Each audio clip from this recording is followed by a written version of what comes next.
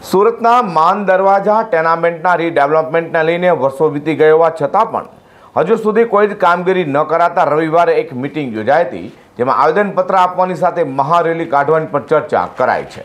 માન દરવાજા tenement redevelopment માટે 4 પ્રયાસ છતાં ઇજાદાર મળતા નથી, જેથી 7 વર્ષથી 1312 અસરગ્રસ્તોની હાલત કફોડી બની છે.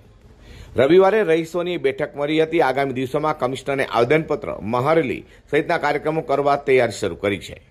માન દરવાજા ટેનામેન્ટ હિતરક્ષક સમિતિના નેજાર્ટર એબી અને સી ટેનામેન્ટ વાળીઓની અગત્યની મિટિંગમાં મોટી સંખ્યામાં ફ્લેટ હોલ્ડર અને કબજેદારો ઉપસ્થિત રહેવા પામ્યા હતા.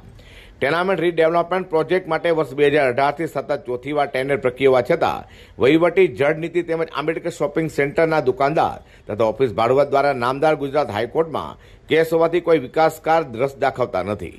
ચૂંટાયેલા જનપ્રતિનિધિઓ દ્વારા માત્ર ઠાલા વચન સિવાય કોઈ જ મોટું નથી, જેથી સૌ ટેનામેન્ટના શ્રમિક પરિવારોમાં સંતોષ વધ્યો છે. આવનાર ટૂંકા દિવસોમાં પ્રથમ માન દરવાજા ટેનામેન્ટ હિતરક્ષક સમિતિના નેજાર્ટર આગેવાનો દ્વારા મ્યુનિસિપલ કમિશનર અને મેયરની ટેન્ડર પ્રક્રિયામાં નામદાર ગુજરાત હાઈકોર્ટ બાબતે ઘર વિહોણા બનેલા 1312 ફ્લેટ હોલ્ડરોના હિતમાં તાત્કાલિક નિર્ણય આવે એ માટે જરૂરી કાર્યવાહી કરવા આવેદનપત્ર આપી રજૂઆત કરવામાં આવશે.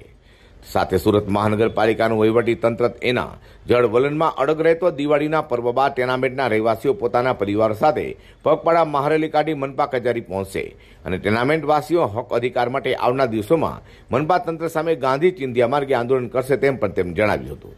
બટા ટેનામેન્ટમાં બનસુખ કાકાએ કીધું કે ઘણાને મકાન આપવાનું શરૂ થઈ ગયું છે. ગોટાલાવાડીનું કામ ઓછામાં ઓછા 70% પતી ગયું. પરંતુ આપણું માન દરવાજા ટેનામેન્ટ છે ને, એ સોનાના લગડી જેવી જમીન પર છે, જગ્યા પર છે. TP7 final plot number 188 ring રોડની બાજુમાં આવું લોકેશન, આવી જગ્યા આટલી આ ટેનામેન્ટ તમને ગણાવી એમાં એકે નથી.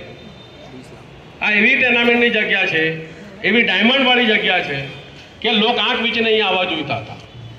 પરંતુ આપણી બદનસીબી નહીં કહો, પરંતુ સુરત મહાનગરપાલિકાના શાસકોની જળ નીતિ, એના અધિકારીઓની જળનીતિ, એના કારણે 2017થી ટેન્ડરિંગ પ્રક્રિયા હાથ ધરાય છે અને કોઈ અહીંયા આવતું નથી. સુરતના માન દરવાજા ટેનામેન્ટમાં 1312 જેટલા ફ્લેટ હોલ્ડરો દ્વારા મકાન વિહોણા થતા રીડેવલપમેન્ટ કામગીરી ક્યારે થશે તેવી ચર્ચા કરતા દેખાયા હતા.